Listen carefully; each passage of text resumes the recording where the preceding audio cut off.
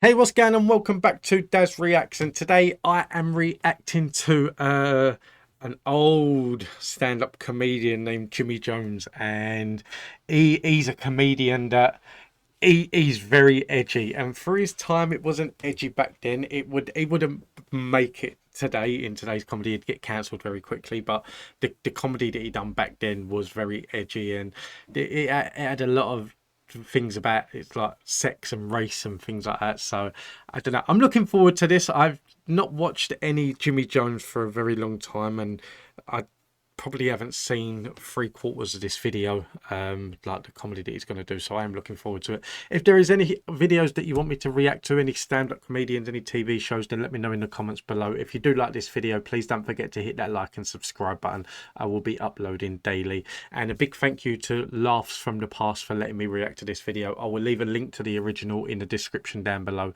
That will take you to their channel. Go check them out. Go react to, go and subscribe to them. Again, big thank you for them for letting me react. But I'm looking forward to this. Let's get into this.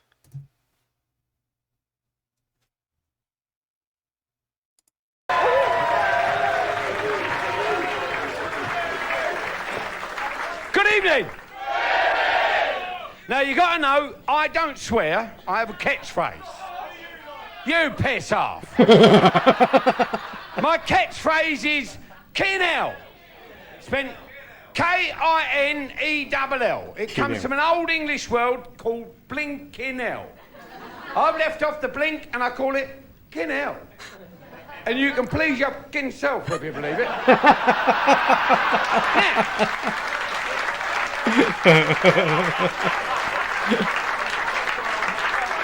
Not leaving anybody out. Now, they tell me that I happen to be a sexist, and I'm not. I've got to tell you, you women are beautiful. And there's no other way but women. I've got to tell you, I've had a summer season in Bournemouth. Now, there's a place, Bournemouth. I've never seen so many Zimmer frames in all my life. And puffs. There's millions of bastard puffs. See, I tell you, I dropped my wallet one day and I kicked it all the way back to the hotel. I wasn't going to bend over. No, I've got to tell you.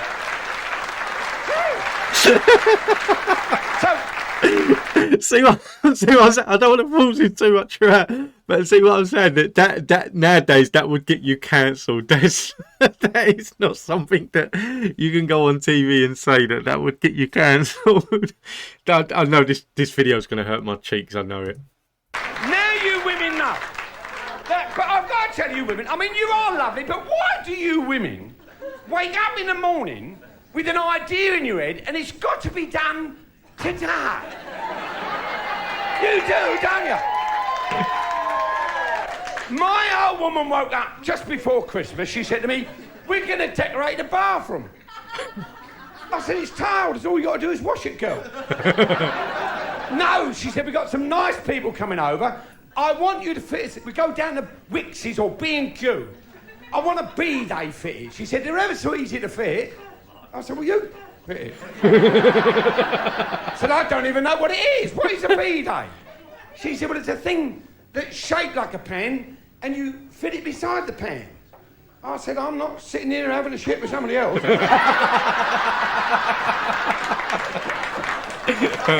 She said, no, it's for washing your ass. I said, that ain't a bidet, that's a flannel. It is.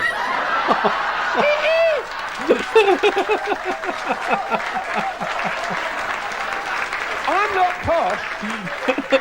I ain't posh. I don't get out of the bath to have a piss. I piss in the sponge and squeeze it in the sink. It's easier. I'll tell you, it's got rid of all her spots. I'm telling you the truth.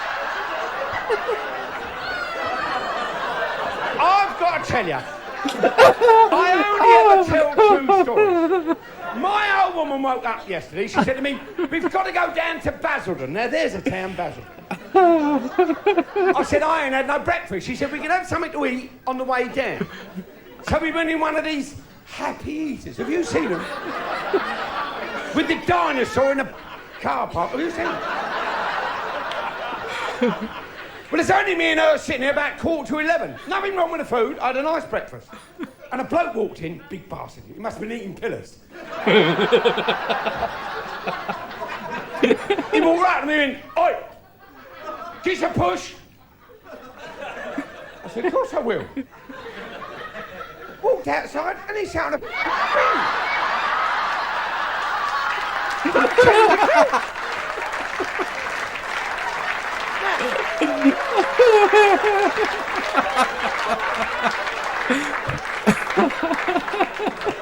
I'm a bastard, I am. Oh dear. I play snap with a bloke who stutters. I do, I'm a bastard. But you know, I look around and I look at you young people, so I tell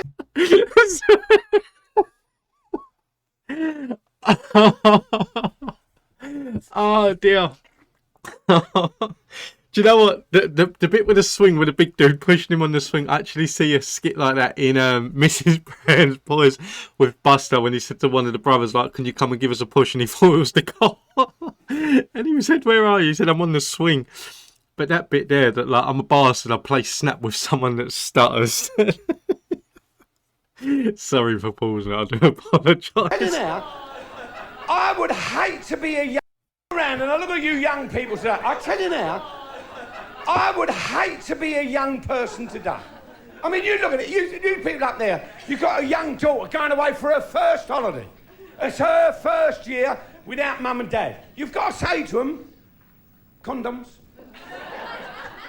And they go, Mum, it's all right, I'm on the pill. Don't worry about the pill. You make sure he's wearing something. So that's all they talk about is age, isn't it? I mean, whatever happened to Krebs?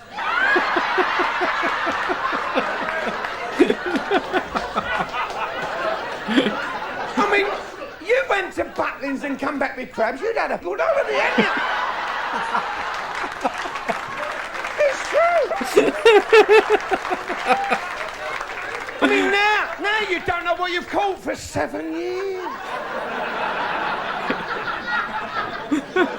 Liberace started it. His brother said he didn't, but I thought about it. Because if he never died of AIDS, how come they can get £3 million for the piano, but they can't give the stall away? Now, I do one about an Irishman who had a boil on his arse, so he stuck the plaster on a mirror, but I won't do that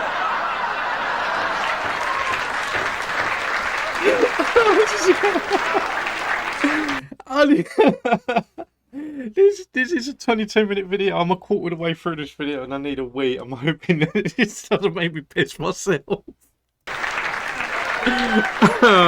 I do one about a Scotsman who had crabs. He wouldn't get rid of them, thought they were money spiders. But I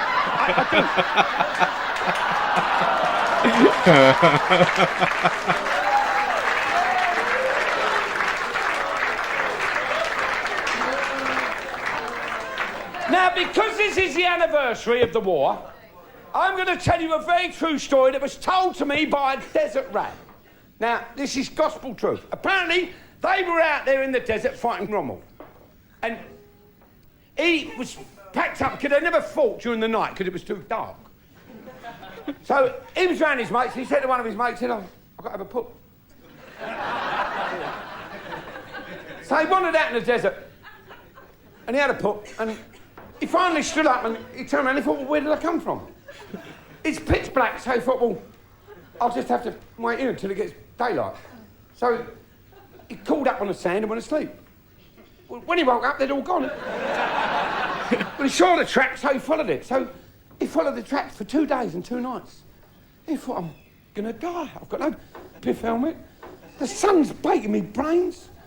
I've had nothing to eat, nothing to drink. Turned round by this big sand dune. Oasis, he thought, oh, water at last. Ran and took a dive, but it was a mirage. Sand, he thought. If I'm going to die. He looked up, saw an ice cream van. Went to and it disappeared, another mirage. So he laid there looking up at God. He said, please don't let me suffer. At least a bullet, I'd have been dead by now. And as he looked up this sand dune, he saw Father Christmas. Anyway, rubbed his eyes, and he stayed there and he thought, It might be. He's got Rudolph the red-nosed reindeer with him, and Fred the brown-nosed reindeer, who is immediately behind Rudolph.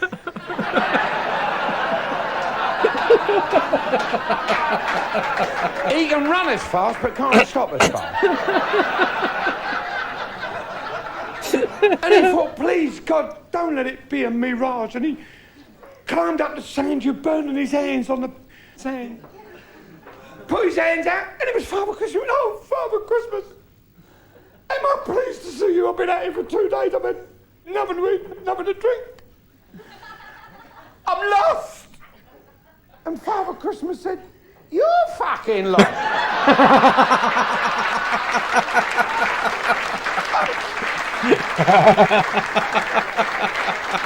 Now, while we're talking about the war, and it is the year of it, you younger people, I'm going to let you into a little bit of a secret, because it is wonderful, you people who've missed it all. During the war, we used to have the blackout. Now, this is gospel truth. In the Norfolk part of our country, we had a farmer out there, and he came in off the farm one day, and he said to his wife, he said, well, I can't do it all. He said, that bloke knows he's got to go and fight the war now, I'm here on my own. She said, well, you can't do it on your own, George. You'll have to send up that agricultural society and get some help. 3 nights later, bang on the door, Dolly Bird standing there. He said, can I help you? She said, yeah, I'm from the agricultural society. So what? You come down to talk to me about who I need? She said, no. She said, I've been sent down. I'm your new land army girl. He said, no disrespect, love. He said, you're beautiful. He said, what you know about farming? She said, I know all about farming. I've just come out of agricultural school. I'm 21. He said, well, come in. He said, I can turn you away. I need help. You come in here. He said, I'll show you the farm in the morning and see how you get on. Well, the following morning, he got her up, showed all the farm. He said, see how you get on there. I go and plough a field. When he came back, she'd done it all, milked all the cows, got all the eggs in, put the little line on them. He thought, that girl do no earthing job. Anyway, that night after tea, the girl said, can I have a bath? And Mrs. said, oh, we can't have a bath tonight, love. She said, we've only got one we don't have a bath. We have a tin bath in front of her. And you'll have to wait till the old man, he goes and plays darts on Friday, and you can have a bath then. She said, oh, I'll make do with a wash. So she made do with a wash. Friday come, the old man's pissed off the darts. Down she's come, the missus said, I got the bath here for you already. There's some hot kettles on there. You don't mind if I sit here, do you? I've only got the one radio, and I like listening to the archers. You know, as the girl stripped off, the missus thought, that's funny, she's got no hairs. And no pubic hairs. She thought, I've never seen a bald wanny before. Anyway, when the old man came in, he said, how old that girl? So she's 21. Why? She said, well, there's something wrong with her. She must suffer with alopecia or something. She ain't got no hairs. Ah, no, they shave them off. They do that up in London. You know, you can always tell when they've been shaven, because they break out in a rash, don't you? Don't you? So I'll tell you what, next Friday, I'll leave the curtains open, you can have a look. He said, oh, I'll have a bit of that. Friday come, he pissed off the darts. The girl come down, stripped off, said, here, love, before you sits down, how come you got no hairs? She said, I've got plenty of hairs. No, you're supposed to have hairs on your arm and pubic hairs. Pubic hairs? What's that? Nah, you do. Look, I'll show you. Up the skirt down the door, supposed to have hairs on your fanny, look that. See, I've never grown them. Anyway, up past 11, the old man walked in, face as long as a kite. He said, didn't you see her? He said, I saw her, she was beautiful. But there was no need for you to drop your drawers. She said, you've seen it all before? He said, I have, but none of the dark team had. Honest.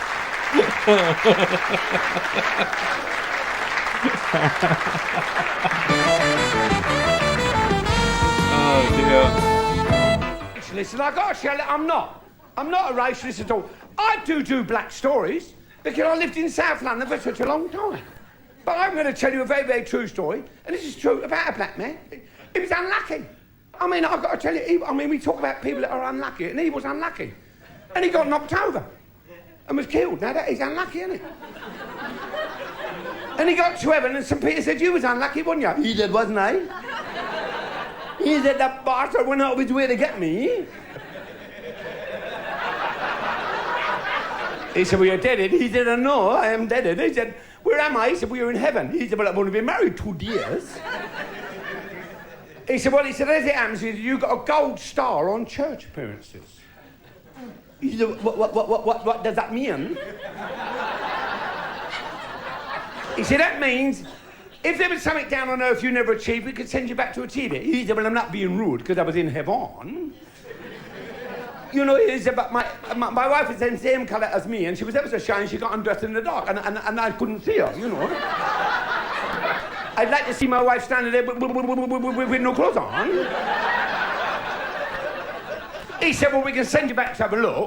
Do you know what the funny thing is? The funny thing is that, like, when he does these jokes, and like he says, he's not racist. He's telling the story about a black man. But the thing is that, like, because he's doing the accent as well, it's like, it's borderline racism. They're like, do you look at it as a racist thing or not a racist thing? And you can't help but laugh over it. I'm not a racist person, but you can't help but laugh over it.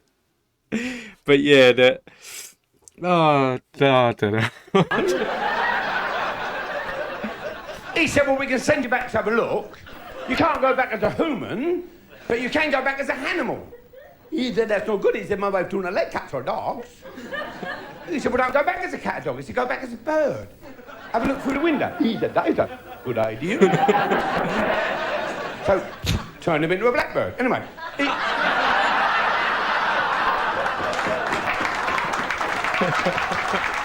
there's some things they can't do. He flew all the way down to Brixton where he lived, and it was a bit early, so he thought, well, I'll have a sit in that tree. So, he was just sitting in the tree. All of a sudden, he said, first bit of luck. Curtains are drawn, there's a windowsill. He could get straight on the windowsill. He'd never had luck like this. He thought, wonderful. Being a bird, the curtains are parted just an inch. She's standing there with her back to the curtain getting undressed. As she's undoing her dress, he sort of...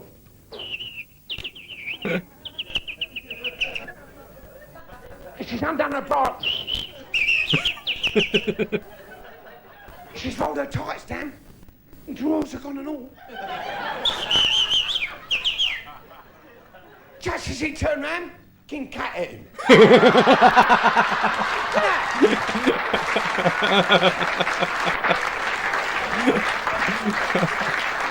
And I mean, we talk about the lot. I mean, what thing happened to me the other night? I took the old woman out with me, and I'm driving home down the A13, and I've gone over this flyover, and I've heard da da da da.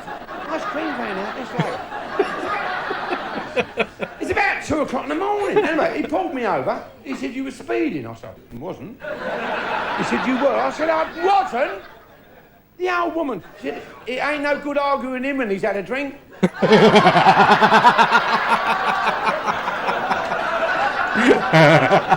This cocker, he thought that was funny. He did laugh. And he went down to the police station and he took me with him, like, and but they were ever so kind the following morning. He gave me breakfast and a nice cup of tea and a roll and butter. It wasn't bad for 500 quid, was it?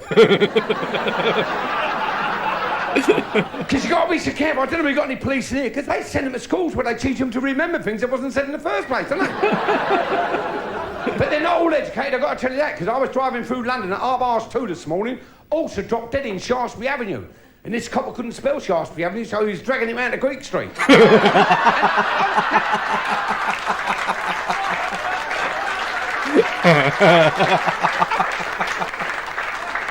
I mean, I can see so many young people out there. I'm going to tell you, I'm going to give you some advice. And you want to take this from a man who's been married a long time. You married yet, son? No? You wait till it does happen. You'll get married and you'll have a wonderful time. You really will.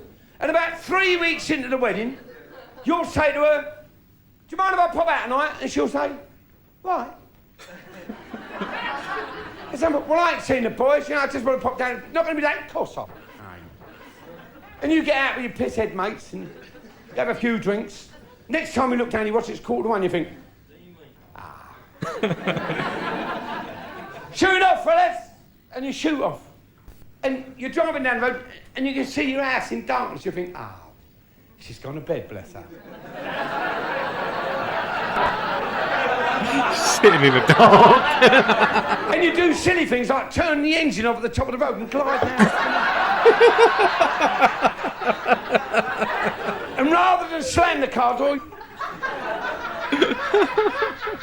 now you're wetting the front door key, so it don't make a noise as it slides in.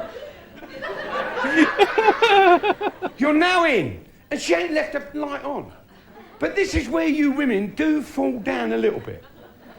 I don't know how you do it, young and old, but you women can generate an atmosphere in a house. Even though you're upstairs, it's like a clown. And you'll stand there and you'll think, some bastard's upset her.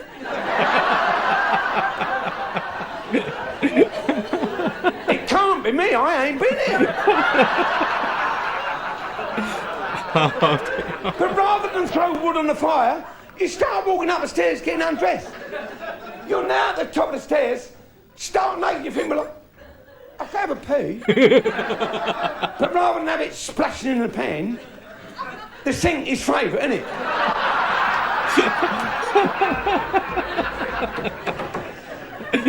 You're now on your hands and knees thinking, she won't spot me if I'm this small. And you crawl in, and by this time your eyes are accustomed to the light. You know it's happening to you, isn't it? And you crawl round your side of the bed, sliding yourself under the duvet, being considerate as we are, thinking, I won't touch her in case I'm cold.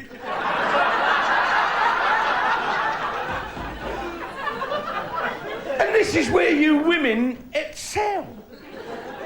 You lay there and you wait for us fellas to go,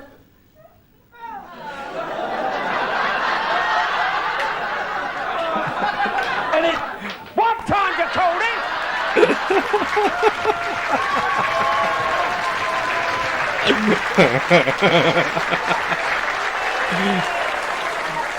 Now the only way to stop it, and it is the only way, is to roar up. Brum, brum. Slam the car door, slam the front door. Start walking up the stairs singing, I'm in the mood for life. She will have her eyes and legs shut so tight. You know. It's a clever way of doing it, though. You can't lie.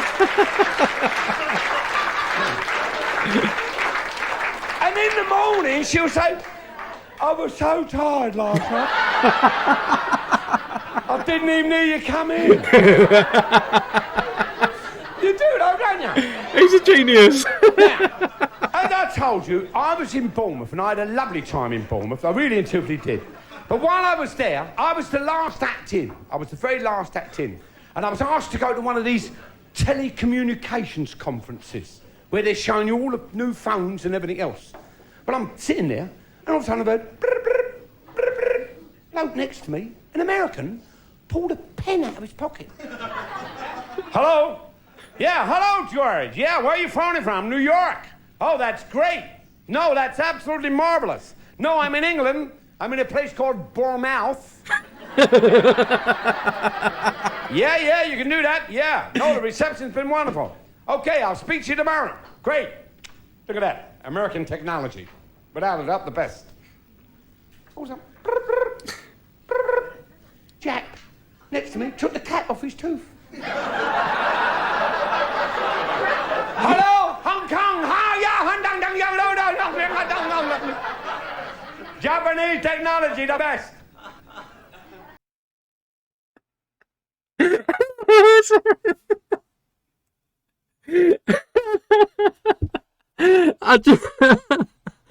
I'm not gonna lie, I don't know why. I love it when people do like a Japanese or Chinese impression. I don't know, it gets really retarded. Hello, Hong Kong, Japanese technology, the best.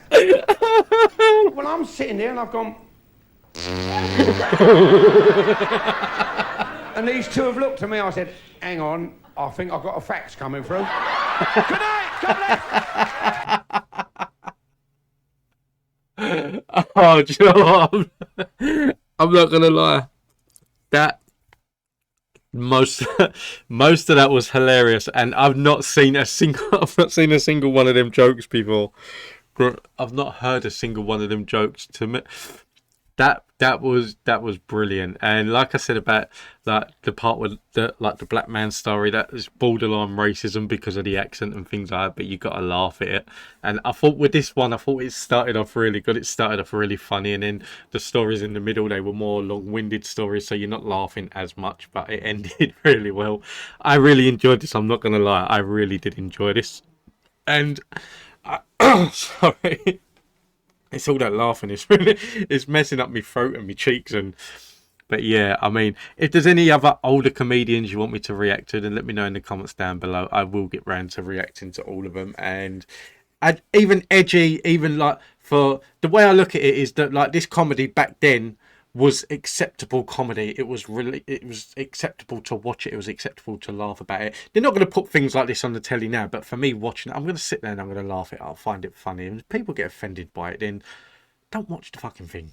Honestly, if you get offended by things, then just don't watch it. If you're watching something and you think, oh no, he's sexist, oh no, he's racist and things like that, then just don't watch it, because these are things that you can't stop. That it's not that we're encouraging it by laughing. That he's an old time comedian. I think he's probably dead now anyway, but like it is the case that he's an old time comedian, and this is what comedy was back then as opposed to what it is now. You wouldn't get away with telling these jokes now, but they're gonna go down forever, and they're gonna live forever, and they're gonna forever be funny.